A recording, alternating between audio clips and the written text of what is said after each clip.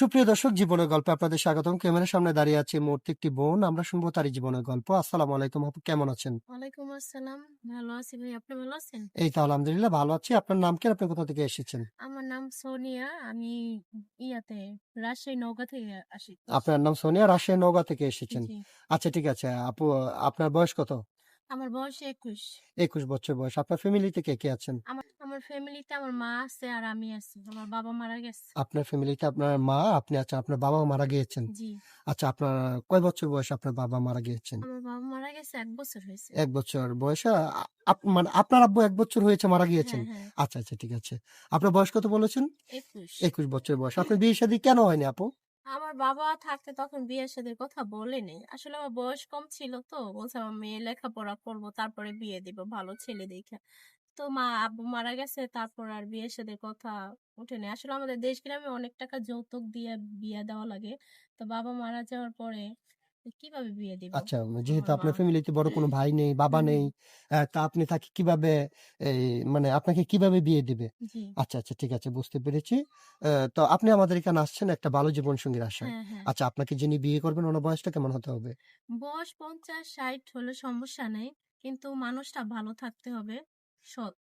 মানুষটা ভালো থাকতে হবে, সৎ একটা মানুষ থাকতে হবে। আচ্ছা ঠিক আছে, আমরা বুঝতে পেরেছি। তো আপনার সাথে যোগাযোগ করবেন কিভাবে? আসলে আমার কোনো ফোন নাই।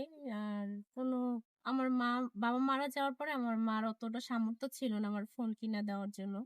তাই আপনাদের সাথে যোগাযোগ করতে হবে। আমাদের সাথে যোগাযোগ করলে জি, আপনাকে পাবে। হ্যাঁ। আচ্ছা ঠিক আছে, আমি বুঝতে পেরেছি। তো সুপ্রিয় দর্শক, আমরা এই আপুটির সঙ্গে অফ ক্যামেরাতে কথা বলেছিলাম। উনার আর্থিক অবস্থা খুবই খারাপ। উনার ফোন কেনার মতো সামর্থ্য নেই। এই মুহূর্তে ডিসপ্লেতে যে নাম্বারটি দেখতে পাচ্ছেন এটা হচ্ছে আমাদের ইউটিউব চ্যানেল কর্তৃপক্ষের নাম্বার। এই নাম্বারে ইমো, হোয়াটসঅ্যাপ আছে। যদি কোনো ব্যক্তি অথবা কোনো ভাই উনার দায়িত্ব নিতে চান তাহলে উনার একটা ছবি স্ক্রিনশট মেরে পাঠিয়ে দিয়ে আমাদেরকে ভয়েস করবেন। আমাদের প্রতিনিধিরা আপনাদের সাথে যোগাযোগ করবে। কেউ অযথা অডিও কল, ভিডিও কল দিয়ে আমাদেরকে বিরক্ত করবেন না। তাহলে আমরা ব্লক করতে বাধ্য হব।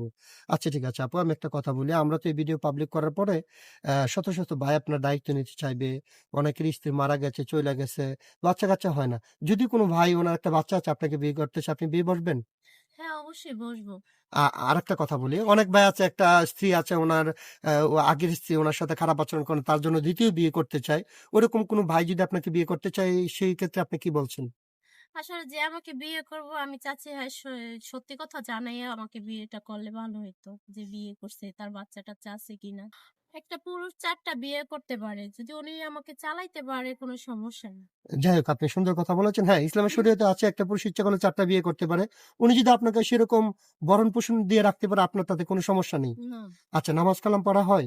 হ্যাঁ, অবশ্যই পড়ি। আচ্ছা, আরেকটা কথা বলি, বিয়ের পর স্বামীকে নিয়ে কোথায় ঘুরতে যাওয়ার ইচ্ছা আছে আপনার? বিয়ের পর স্বামীকে নিয়ে ঘুরতে যাওয়ার ইচ্ছা কক্সবাজার। আচ্ছা ঠিক আছে। আল্লাহ তাআলা যেন আপনার সেই মনের আশাটাকে পূর্ণ করে। আপনার জন্য শুভকামনা। আপনি ভালো থাকবেন, সুস্থ থাকবেন। আল্লাহ হাফেজ।